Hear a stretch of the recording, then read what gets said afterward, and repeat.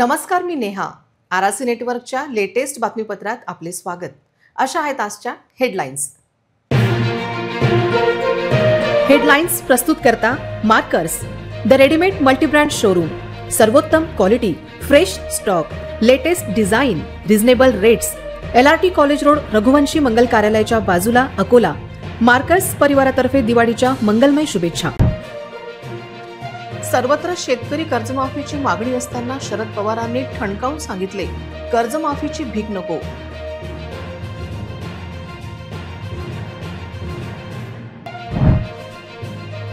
मतदारांमध्ये विश्वास निर्माण करण्यात निवडणूक आयोग अपयशी. राहुल गांधींच्या व्होट चोरीच्या मुद्द्याचे केले शरद पवारांनी कौतुक. पार्थ पवारांवर गुन्हा का नाही, हा प्रश्न पवारांनी फडणवीसांवर टोलावला. गृहमंत्र्यांना विचारता म्हणत मुख्यमंत्र्यांना कोंडीत पकडले.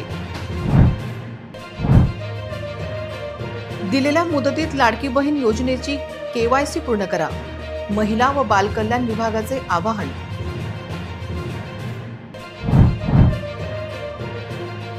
दक्षिण रेल्वेच्या 7 गाड्यांचे डबे वाढणार, प्रत्येक गाडीत सेकंड क्लास डब्यांची प्रवाशांसाठी होणार सोय. आता सविस्तर बातम्या.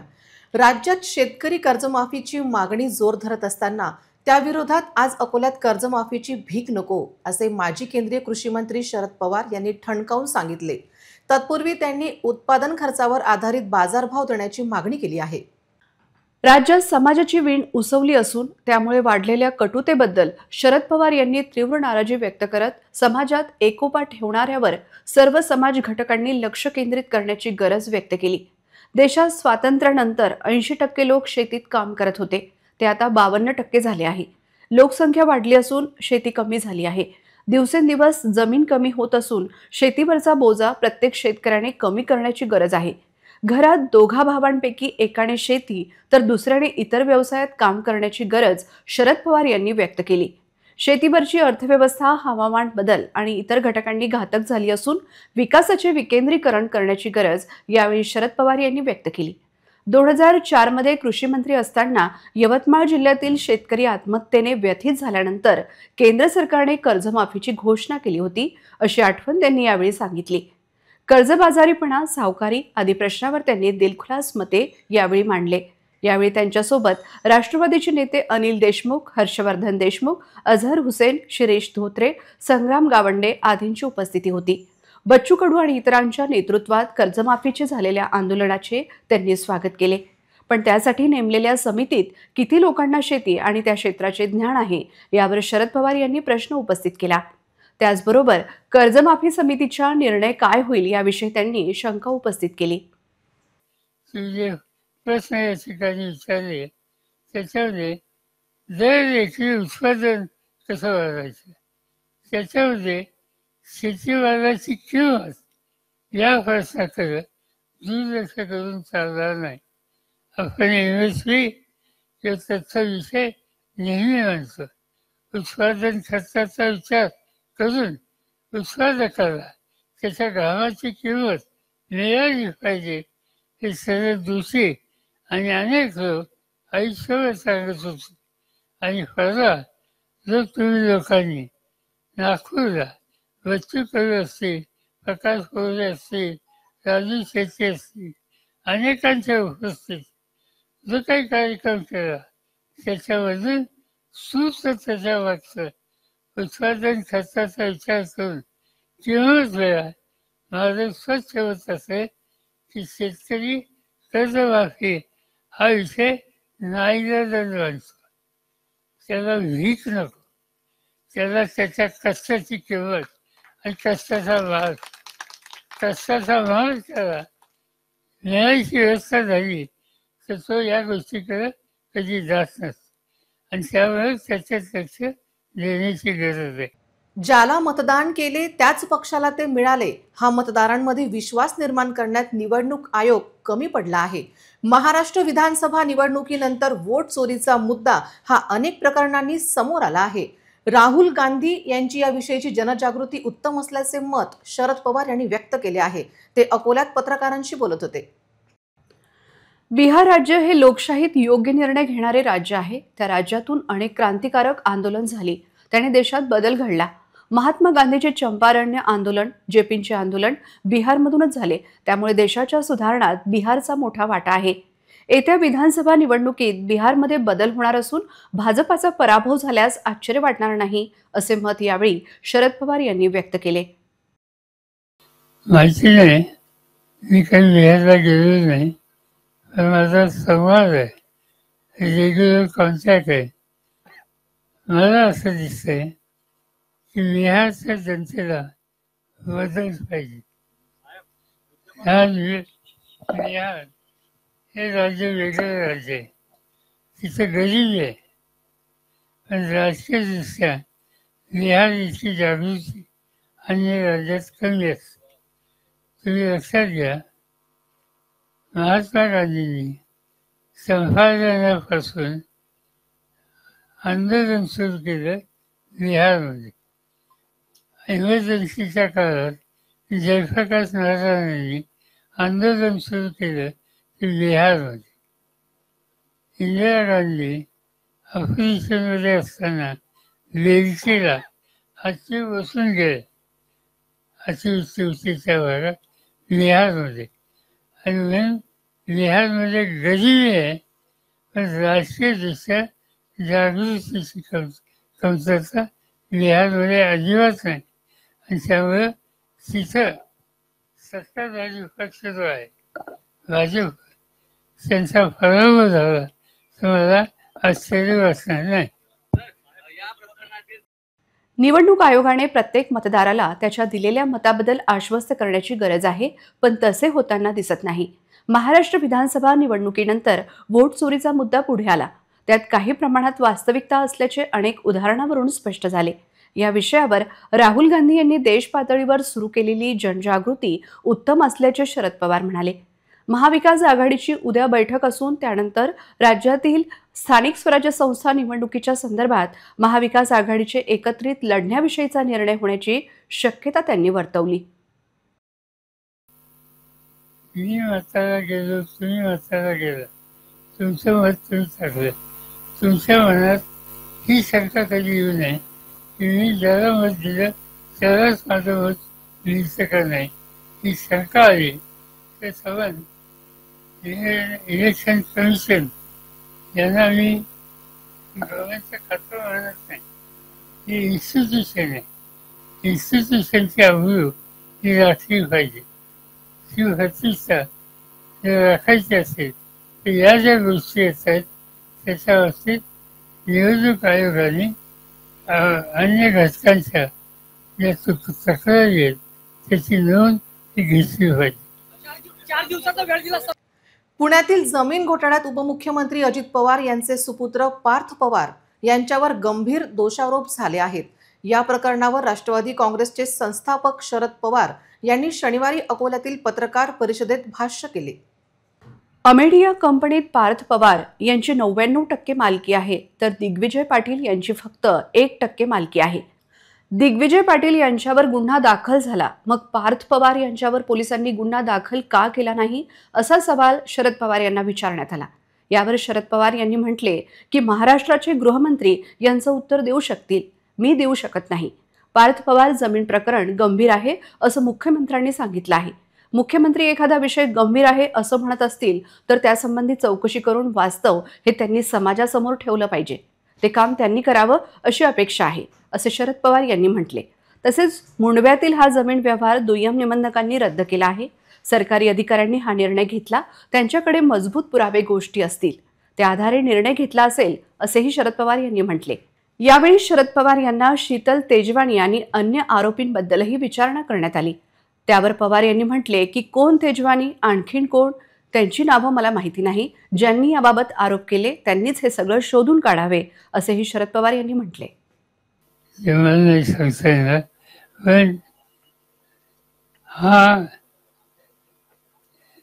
एक गंभीर विषय आहे असं मुख्यमंत्र्यांनी जाहीर सांगितलं. मुख्यमंत्री एखादा विषय गंभीर सांगत असतील तर त्या संबंधीचं चौकशी करून वास्तव तिचं हे त्यांनी समाजाच्या समोर ठेवलं पाहिजे आणि ते काम त्यांनी करावं अशी अपेक्षा. आणि त्या जिल्ह्यात असून आम्हाला नाव सुद्धा व्हायचं. आरोप ते त्यामुळे ज्यांनी आरोप केले त्यांनी त्यांना शोधून काढावं. अकोला जिल्ह्यातील मुख्यमंत्री माझी लाडकी बहीण योजनेच्या लाभार्थ्यांनी ई-केवायसी पूर्तता करून घेण्याचे आवाहन जिल्हा महिला बालविकास अधिकारी गिरीश पुसतकर यांनी केले आहे. 18 नोव्हेंबर पूर्वी प्रक्रिया पूर्ण करावी म्हणजे लाभ मिळण्यात अडचण येणार नाही.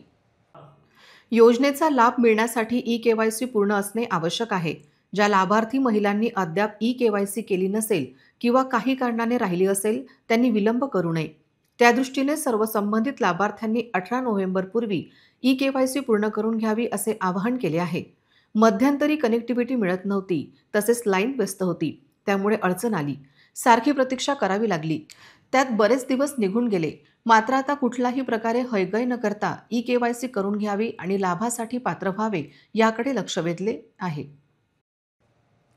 रुग्णवाहिकांना वाट मोकळी करून देणे बंधनकारक असताना लेडी हार्डिंग समोर मात्र ऑटोमुळे अडथळे निर्माण होत आहेत. डिलिव्हरीसाठी दाखल होणाऱ्या महिलांच्या जीवाशी चाललेला खेळ तातडीने थांबवणे आवश्यक आहे.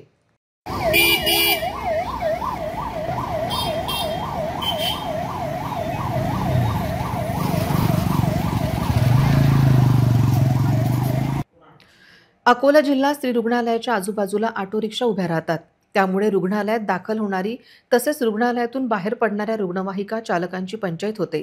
गंभीर रुग्णांना अन्यत्र हलवण्यासाठी रस्ता मोकळा असावा, तसेच रुग्णवाहिकांना वाट मोकळी करून देणे आवश्यक असते.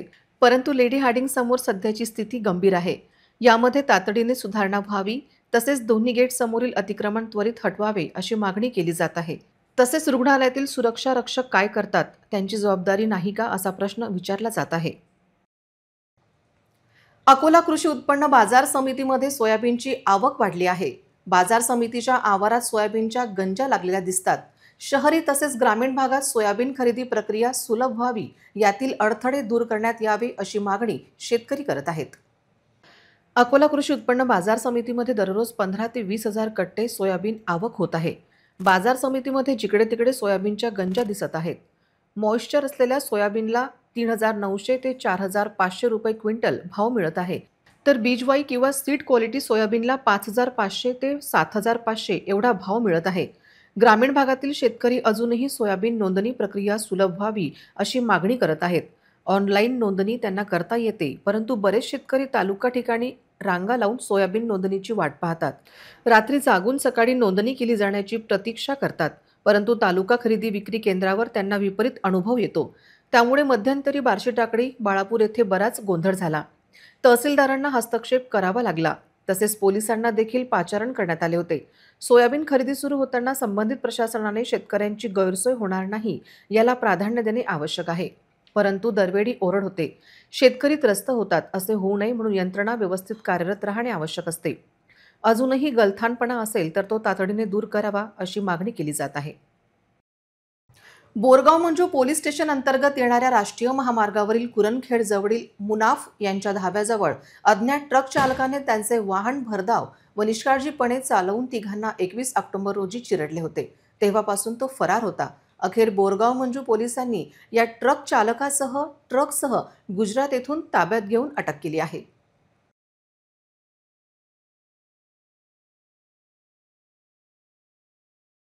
21 ऑक्टोबर रोजी 10 वाजेच्या सुमारास झालेल्या या भीषण अपघातात धीरज शालिग्राम शिरसाट, अश्विनी धीरज शिरसाट व आरिफ खान अहमद खान तिन्ही राहणार बोरगाव मंजू हे मृत्युमुखी पडले होते. तर अनवार खान अब्दुल खान राहणार बोरगाव मंजू हा गंभीर जखमी झाला होता. अपघात झाल्यानंतर चालक घटनास्थळावरून ट्रकसह फरार झाला होता. सदर प्रकरणात शालिग्राम व्यंकट शिरसाट राहणार भीमनगर बोरगाव मंजू यांनी दिलेल्या तक्रारीवरून अज्ञात वाहन चालक विरुद्ध गुन्हा दाखल करण्यात आला होता. सीसीटीव्ही फुटेज व तांत्रिक तपासाद्वारे आरोपीचा कसून शोध घेतला. अपघात करणारा आरोपी ट्रक चालक अझरुद्दीन इंद्रिश मिया राहणार कमरहट्टी नॉर्थ परगणा 24 वेस्ट बंगाल यास ट्रक क्रमांक WB 23D 8306 सह गुजरात राज्यातून ताब्यात घेतले. सदर आरोपीस गुन्ह्याच्या अनुषंगाने विचारपूस केली असता त्यांनी गुन्ह्याची कबुली दिल्याने सदर आरोपीस 27 ऑक्टोबर रोजी अटक करण्यात आली होती व गुन्ह्यात वापरलेले वाहन ट्रक क्रमांक WB 23D 8306 जप्त करण्यात आला असल्याची माहिती 7 नोव्हेंबरला दिली. पुढील तपास पोलीस उपनिरीक्षक ज्ञानेश्वर लांडे करीत आहेत. वाशिम जिल्ह्यात नगर परिषदेची निवडणूक महाविकास आघाडी युतीत लढणार असल्याचा निर्धार उबाडाचे खासदार संजय देशमुख यांनी स्पष्ट केले. त्यामुळे वाशिम जिल्ह्यात राजकीय समीकरण बदलण्याची शक्यता आहे. महाविकास आघाडीतील काँग्रेस, राष्ट्रवादी काँग्रेस किंवा शिवसेना उभाठा ज्या पक्षांचा उमेदवार जिंकण्याची शक्यता अधिक आहे त्याला उमेदवाराला प्राधान्य दिले जाईल असे खासदार संजय देशमुख यांनी स्पष्ट केले. जो उमेदवार जनतेचे प्रश्न सोडवण्यास सक्षम आहे त्यालाच आम्ही उमेदवारी देणार आहोत असे खासदार देशमुख यांनी सांगितले. महाविकास आघाडी पूर्ण ताकदीने निवडणूक रिंगणात उतरणार असून वंचित बहुजन आघाडी व कम्युनिस्ट पक्षालाही सोबत घेण्याचा प्रयत्न सुरू असल्याचे त्यांनी आज सांगितले. सर्व सेक्युलर आणि समविचारी पक्षांना एकत्र आणून भाजपाला पराभूत करण्याचा आमचा निर्धार असल्याचे खासदार संजय देशमुख यांनी ठामपणे म्हटले. त्यावेळी त्यांनी नगरपालिकेवर महाविकास आघाडीची किंवा महायुतीची सत्ता येणार हे पाहणे महत्त्वाचे ठरणार आहे. महाविकास आघाडीसोबत यापूर्वीच आमची 10 दिवसापूर्वीच बैठक झाली. तिन्ही पक्षाच्या लोकांनी आम्ही महाविकास आघाडी करण्याचा निर्णय घेतलेला आहे. आम्ही वाशिम जिल्ह्यामध्ये महाविकास आघाडी 100% करणार याच्यात तीळ मात्र शंका नाही. तशा प्रकारच्या आमच्या 2 बैठका झाल्या. आता आम्ही प्रत्येकांना सांगितलं की वार्ड वाईज तुम्ही सर्व लोकांचे फॉर्म घ्या आणि त्याच्यानंतर फायनल यादी आम्ही सर्व मिळून एकत्रित बसून महाविकास आघाडीचा लढा या ठिकाणी आम्ही वाशिम नगर परिषदमध्ये देणार नाही. असं काही ठरलं नाही. आम्ही तर एवढं प्राधान्य दिलेलं आहे की आम्ही जो उमेदवार निवडून येण्यासारखा आहे, मग आमच्या काँग्रेस पक्षाचा निवडून येणारा उमेदवार असेल तर काँग्रेस पक्षाचा देऊ, राष्ट्रवादीचा शरद पवार गटाचा उमेदवार निवडून येण्यासारखा असेल त्यांना देऊ आणि आमचा शिवसेना उद्धव बाळासाहेब ठाकरे पक्षाचा उमेदवार जर पॉवरफुल असेल तर त्याला प्राधान्य देऊ. प्रवाशांच्या वाढत्या मागणीची दखल घेत आणि त्यांना अधिक सोयीसुविधा उपलब्ध करून देण्यासाठी दक्षिण मध्य रेल्वेच्या नांदेड विभागाने महत्त्वाचा निर्णय घेतला आहे. विभागातील 7 प्रवासी गाड्यांमध्ये कायमस्वरूपी जनरल कोचेस वाढवण्याचा निर्णय घेण्यात आला आहे. प्रवाशांच्या वाढत्या मागणीची दखल घेत नांदेड विभागातील 7 प्रवासी गाड्यांमध्ये कायमस्वरूपी जनरल कोचेस वाढविण्याचा निर्णय घेण्यात आला आहे. या महत्त्वपूर्ण निर्णयामुळे सामान्य वर्गात प्रवास करणाऱ्या हजारो प्रवाशांना आता जास्त आसन क्षमता उपलब्ध होणार असून त्यांचा प्रवास अधिक सुलभ, सोयीस्कर आणि आरामदायी होईल. या वाढीमुळे गाड्यांची डबा रचना पूर्वीच्या 12 कोचेसवरून वाढून आता 16 कोचेस अशी होईल. नांदेड मनमाड नांदेड प्रवासी गाडी, पूर्णा आदिलाबाद प्रवासी गाडी, आदिलाबाद परळी वैजनाथ प्रवासी गाडी, परळी वैजनाथ अकोला प्रवासी गाडी, अकोला पूर्णा प्रवासी गाडी, पूर्णा परळी वैजनाथ पूर्णा प्रवासी गाडीतून हा निर्णय घेतला आहे. या निर्णयामुळे नांदेड विभागातील प्रवाशांना, विशेषतः सामान्य वर्गात तिकीट काढून प्रवास करणाऱ्या नागरिकांना मोठी सुविधा मिळणार आहे. जास्त डबे उपलब्ध झाल्यामुळे गर्दी कमी होऊन प्रवासातील गैरसोय टळेल. शासनाने जिल्ह्याच्या ग्रामीण भागात प्राथमिक आरोग्य केंद्राच्या ठिकाणी ECG यंत्रणे उपलब्ध करून दिली आहेत. आजचे धावपळीचे युग ताणतणाव पाहता तिशी पुढील सर्वांनी उच्च रक्तदाबाची तपासणी करून घ्यावी असे आवाहन आरोग्य विभागातर्फे करण्यात आले आहे. सध्या धकाधकीच्या जीवनात उच्च रक्तदाब, मधुमेह यासारख्या आजारांचे प्रमाण वाढले आहे. संतुलित आहाराचा अभाव, व्यायामाचा अभाव याचबरोबर आजाराकडे दुर्लक्ष करणे, वेळेत तपासणी न करणे हेच महत्त्वाचे कारण आहे. यामुळे पुढे गुंतागुंत वाढून मृत्यू ओढावला जातो. वेळेत निदान होण्यासाठी ग्रामीण भागात प्राथमिक आरोग्य केंद्रांमध्ये ECG यंत्रे देण्यात आली आहेत. त्याचा लाभ ग्रामीण नागरिकांना होत आहे.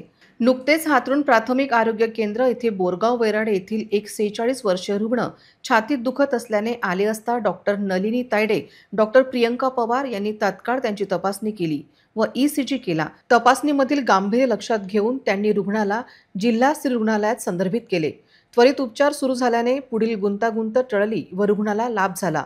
ECG तपासणी सर्व प्राथमिक आरोग्य केंद्राचे ठिकाणी विनामूल्य केली जाते.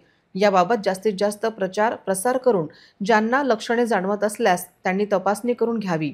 तसेच लक्षणे नसलेल तरी देखील 30 वर्षावरील सर्वांनी तपासणी करून घ्यावी असे आवाहन जिल्हा आरोग्य अधिकारी यांनी केले आहे. पुन्हा एक नजर टाकूया आजच्या प्रमुख घडामोडींवर. हेडलाईन्स प्रस्तुत करता Markers, the readymade multibrand showroom. सर्वोत्तम quality, fresh stock, latest design, reasonable rates.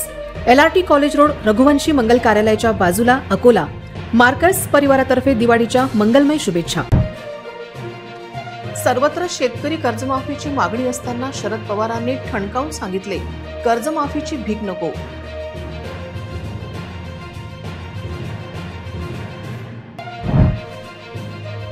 मतदारांमध्ये विश्वास निर्माण करण्यात निवडणूक आयोग अपयशी. राहुल गांधींच्या व्होट चोरीच्या मुद्द्याचे केले शरद पवारांनी कौतुक. पार्थ पवारांवर गुन्हा का नाही, हा प्रश्न पवारांनी फडणवीसांवर टोलावला. गृहमंत्र्यांना विचारता म्हणत मुख्यमंत्र्यांना कोंडीत पकडले. दिलेल्या मुदतीत लाडकी बहीण योजनेची KYC पूर्ण करा, महिला व बालकल्याण विभागाचे आवाहन.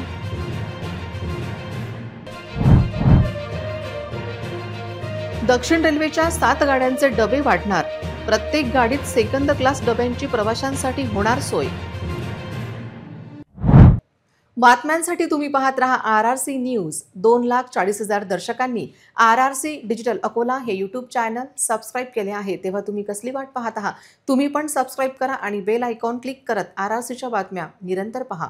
तुमच्या मोबाईलवर नोटिफिकेशन मिळवण्यासाठी सबस्क्राईब करा RRCचे हे यूट्यूब चॅनल. लाईक आणि फॉरवर्ड करा RRC डिजिटल अकोलाचे हे न्यूज बुलेटिन. पुन्हा भेटूया लेटेस्ट बातम्यांसह नवीन बातमीपत्रात. तोवर नमस्कार.